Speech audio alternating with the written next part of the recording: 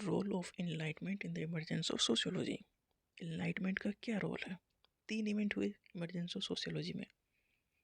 तो इनलाइटमेंट पहला इवेंट है, उसके बाद फ्रेंच रिवॉल्यूशन, फिर इंडस्ट्रियल रिवॉल्यूशन। ये 3 एवोल्यूशन की वजह से सोशियोलॉजी का इमरजेंस हुआ। तो इनलाइटमेंट का क्या रोल है? During the late 17th and 18th century western Europe, ये सारी चीज़ें यूरोप में हो रही थी। साथ the emergence of radically new way of thinking about the world, मतलब एक नई ढंग से सोचने समझने का शुरुआत हो चुकी थी। पहले राजाओं का राज था, अब लोग सोचने लगे थे राजाओं का ही राज क्यों चलेगा, हम क्यों उनके अंडर में हमेशा रहेंगे, हम क्यों अपनी कमाई को उनके देते रहेंगे।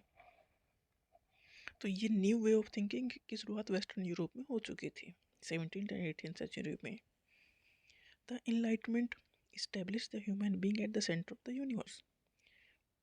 इनलाइटमेंट का मतलब ये है कि इंसान के इर्द गिर्द ही सारी चीज़ें होती हैं, सब कुछ उसी से रिलेटेड है। तो इंसान को, ह्यूमन को उन्होंने सेंटर में रखा।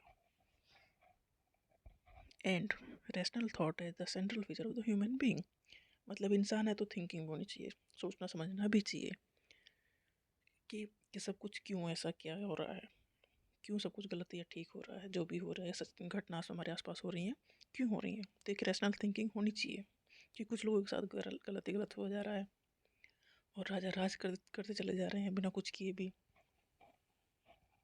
The ability to think rationally and critically transform the individual human being into the both producer and the user of knowledge. जब क्रिटिकल थिंकिंग की स्टार्ट हुई तो नॉलेज डेफिनेटली बढ़ेगी, कि सोचने समझने लगे तो नॉलेज बढ़ेगी। तो जो ह्यूमन बीइंग है वो नॉलेज को यूज़ भी करने लगा और प्रोड्यूस भी करने लगा।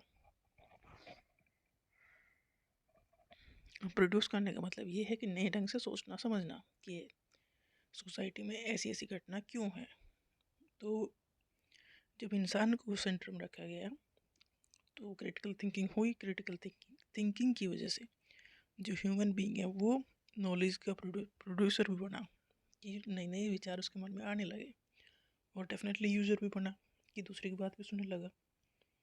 Only person who could think and reason could be considered as fully human, मतलब जो इंसान सोच समझ सकता है, रीजन निकाल सकता है कि ऐसा क्यों है, उसे ही इंसान माना गया। क्योंकि जो बस करते चला जा रहा है, एक भेड़ चाल में चलते चले जा रहे हैं, उन्हें इंसान नहीं कंसिडर किया गया। इस एरा में इंसान वो था जो ढंग से सोच समझ सके, रीजन निकाल सके हर चीज़ के, क्रिटिकली सोच सके। People begin to question traditional belief. पहली चीज़ ये थी कि जो ट्रेडिशनली चीज़ें चली आ रही थी उन्होंने उन चीज़ों को क्वेश्चन करना शुरू कर दिया। जैसे कि सारी पावर चर्च के पास है, राजाओं के पास है, जो नॉर्मल प्रजा है उसके पास ऐसी कोई पावर नहीं है। तो ये सब जो सारी जो चीज़ें थी इनको क्वेश्चन किया जाना शुरू हो चुका था। People begin to understand the importance of liberty, equality and individual rights. इंसानों ने प्रायोरिटी देनी शुरू कर दी कि हमारी भी आज़ादी की कोई वैल्यू है, हमें भी आज़ादी चाहिए, इक्वलिटी चाहिए, हमारे भी अधिकार हों। मतलब हर एक इंसान के अपने अधिकार होने चाहिए, उसे आज़ादी मिलनी चाहिए और हर एक इंसान इक्वल होना चाहिए। ये सब चीज़ें समझ में आने लगी, मतलब नॉलेज यूज होने लगी, रैशनल थिंकिंग यूज होने लगी। और जो ये सब चीज़ें करता था वो ही इंसान माना गया उस एरा में। Only person who could think and reason could be considered as fully human. Enlightenment was made possible by attitude of mind that we refer to today as secular, scientific and humanistic approach. Enlightenment कैसे possible हुआ? जो सोच सकते थे scientific तरीके से, मतलब जो ट्रेडिशनली चीज़ें चली आ रही थी उनके अगेंस्ट वो सोच सकते थे, बोल सकते थे, चाहते थे कि इंसानों को आज़ादी मिले, इक्वलिटी मिले सोसाइटी में।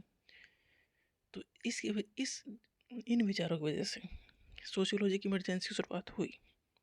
क्योंकि सोशियोलॉजी मतलब सोसाइटी, और सोसाइटी पे इम्पैक्ट पड़ रहा था, सोसाइटी में एक बड़ा चेंज आ रहा था। तो सोसाइटी को स्टडी करने की ज़रूरत जब नीड लगी, फिर सोसाइटी की जो चेंज हो रहे थे उसकी वजह से सोशियोलॉजी का इमरजेंस हुआ।